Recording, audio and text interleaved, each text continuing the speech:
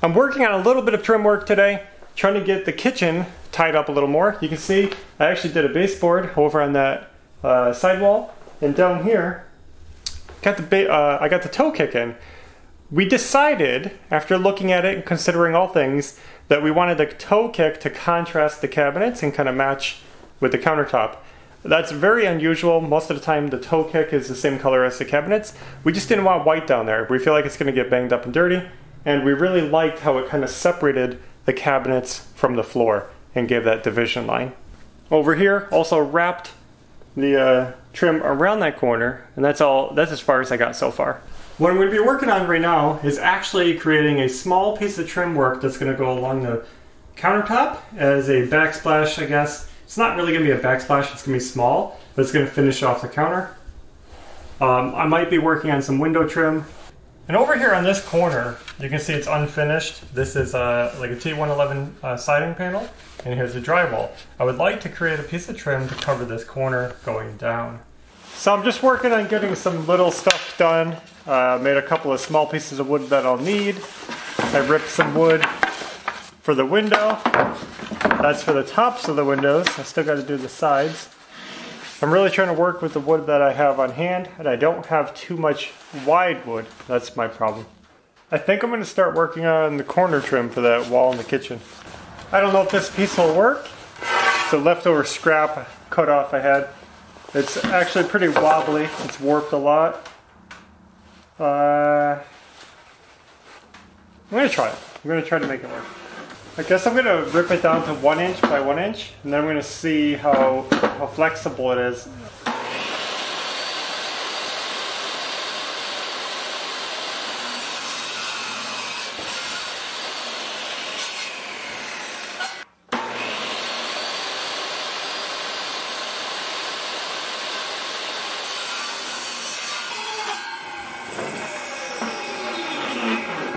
So there it is. I got a 1 inch square piece of wood, and it's actually really clean. No major knots or damage.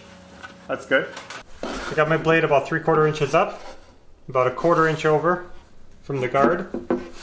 And hopefully when I pass through this wood, I'll just put a slit right through there.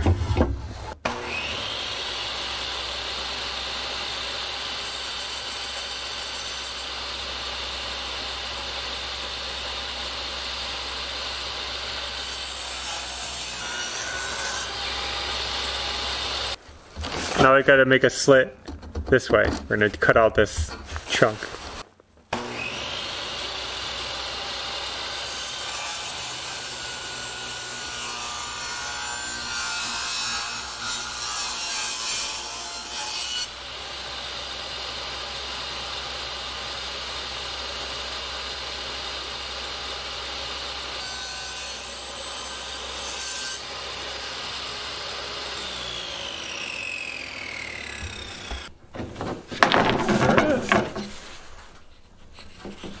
Really nice. That came out good. So there's my corner trim that's going to go on the outside wall. I think that'll work good. I think it's the right size. I'm happy with how it looks. And it didn't cost me a thing. This was literally just warped cut-offs from a 2x4 I ripped before. I think once I sand that down, it's going to look really nice. What next? Countertop. Let's make trim for the countertop. Ashley and I talked it over. She wants it to be just a wood trim, small, not too chunky. It's not going to be a real backsplash, but really just a finishing off piece to go around the back of the counter. She's envisioning something small, so we're going to go about 2 inches tall, and I'm going to go about 1/2 inch wide because I feel like thinner is going to be better. Give a little more space on the countertop. I have a lot of pine out here. And you can see the pine is very light. I don't think this is going to look good against the countertop. It's going to contrast too much. But I also have some 2x4s like this. And this 2x4, it looks to be Douglas fir. It has a red tone to it. And I think that once this is oiled, it's going to match the countertop a lot better than the lighter pine wood. You can see the difference. Can you see the difference? So I'm going to try to get 2 pieces of trim out of this. I guess I'm going to do, we'll rip it to 2 inches first. I would be tempted to do a taller backsplash. Let's stick with Ashley. She wants 2 inches. Let's do that. Let's do it. We can make it work.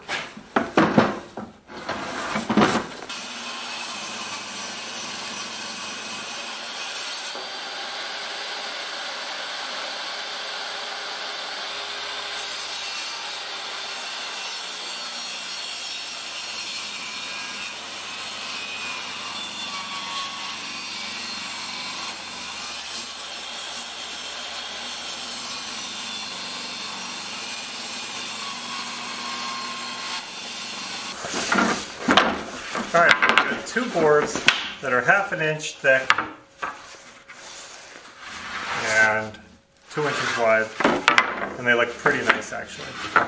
Now before I start sanding all this wood down and getting it nice and smooth, I think I'm going to put an edge on these pieces of wood I made for the countertop. Obviously I don't want to just put a square board on the top of the counter, it's going to look plain. So, I gotta pick out the edge I'm gonna do it, and I think I'm just gonna do a little 1/4 inch, or a 1/4 inch round over, which will look like that, just a little round edge on the top. I don't have many options to choose from here, you can see. And that means I get to finally use a new tool that I got. And that is this little DIY router. This is a 20-volt router, and just pop the battery on top. It's really cool. I already got the bit loaded in there. It's really easy to adjust. You just unlatch it and you spin this to raise and lower the bit. You can see it coming in and out. And you can fine tune it and then just lock it in place. Power switch, speed control, really cool. I haven't used it yet, but I'm looking forward to it. I actually bought this because I was going to put an edge on our countertop when I installed it, and I never did that. I just decided to leave it the way it was because I liked it. And I also was planning to use this when it gets nice out, because I still have to fix the latch plates on our front and rear door. They were just totally out of line, so I want to make some new ones.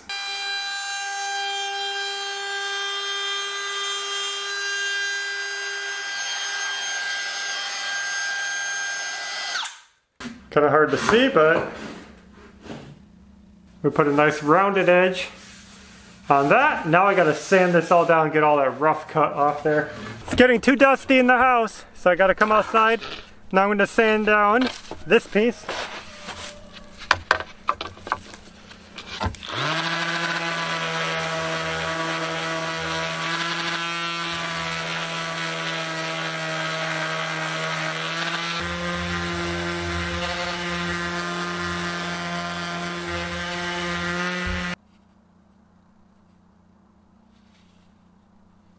So here's one piece of trim that we made today. You can see that came out really good. And just think, that was just a piece of scrap 2x4. And look at it, so cool. So inexpensive to make that. And like I was saying, it's gonna be going right here. You can see how it covers over the lap of that panel. It's gonna come over here. It's gonna hook on just like this. And I got 2 pieces of trim made like this. And again, look how good these look. And that was just a 2x4. It looks so clean, so smooth, a little sawdusty. And that's gonna be going right here after the window trim is up. So the window trim will be coming up here, and this is gonna be cut up to it. And I'm probably gonna miter it, come over here to the end, and probably on this side. I mean, honestly, I could just caulk this and leave it, but I think we want the wood there. I think it's gonna look nice. And even though this is not matching, when this is oiled, it's gonna brighten up a lot. It's gonna look really good, I think. I'm gonna be making jamb extensions to go inside the window right here. Unfortunately, all my wood is too narrow, so what I did was I ripped a couple of thin strips of wood I'm going to glue it and staple it right on there, and you can see it's going to disappear and you won't even know. You just smudge it around.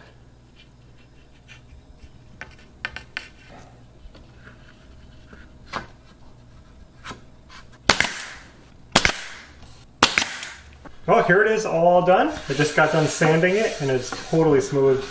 You can see this is the piece that I joined together. This is the back side.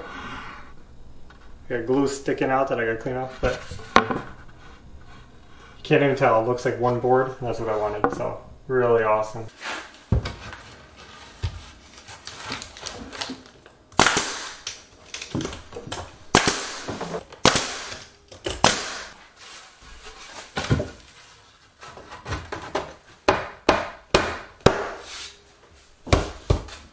I like to space it out just from the window when I cut my wood so that there's a little gap to keep the wood away from the window in case the window sweats, and to be able to fill it with silicone so that the silicone has a place to stay, not just on the surface but between the wood and the window.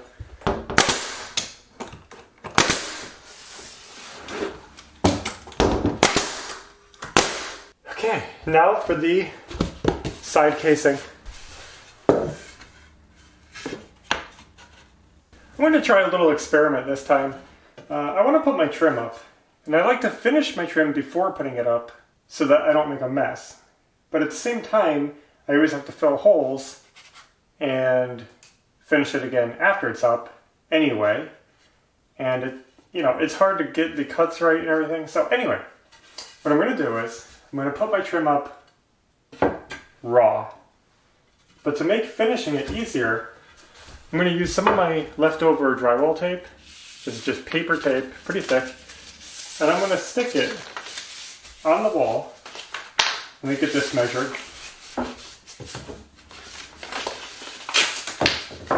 Behind my trim sticking out. And here's my thought. If I can nail this up with the paper sticking out just a little, it's kind of like a masking. And then I can finish it and I can just kind of rip the paper out. So now, you can see the paper is back there. My idea is it's not stuck to the wall, but I can still finish my trim and then kind of just yank that out and rip it off. It'll be fine. Now, keeping in mind that's all theory. I've never done that before. It's just an experiment. Let's see if it works. I'm going to mix up some of my favorite hole filler, my rock hard water putty, and just a powdery mixed with water. Fill my holes, and I'll get that done and I'll come back. I'm a little out of order, but I got my holes all filled on this trim. Hole filler's drying. What I should have done is got that trim done too, so that I could have filled all the holes at once.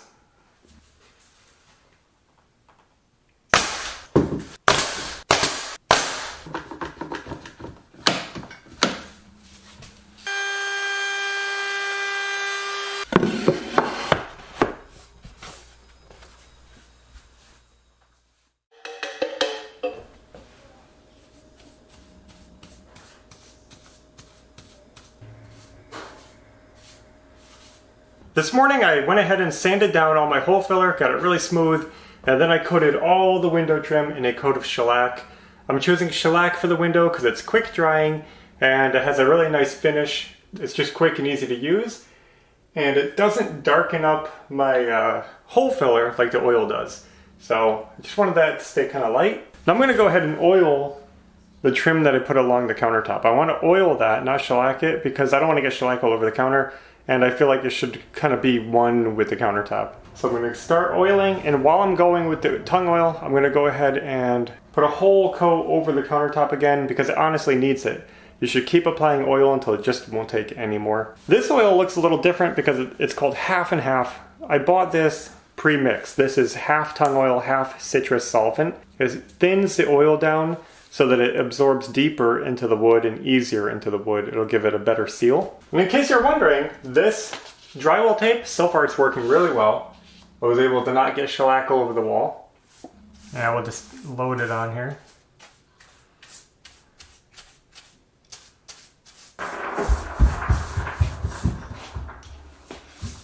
He's drilling around that sphere that I need. I got a full, nice coat of oil on the counter. I'm gonna let that soak in for about half an hour. We'll come back, touch up any spots that are soaking in. Basically, we're just saturating it. I see a dry spot right here already. Some spots will take oil for a long time. Other spots are already pretty oiled up, but we're gonna keep doing that. You can see the back splash. I don't know if you can call that a backsplash.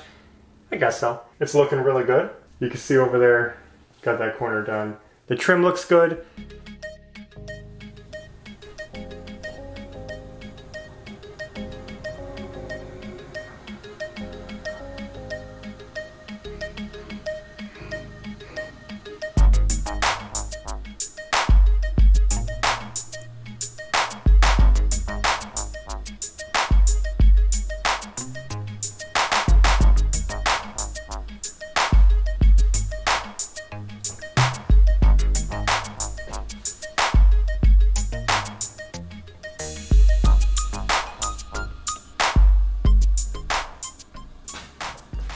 I think we're done with this whole project.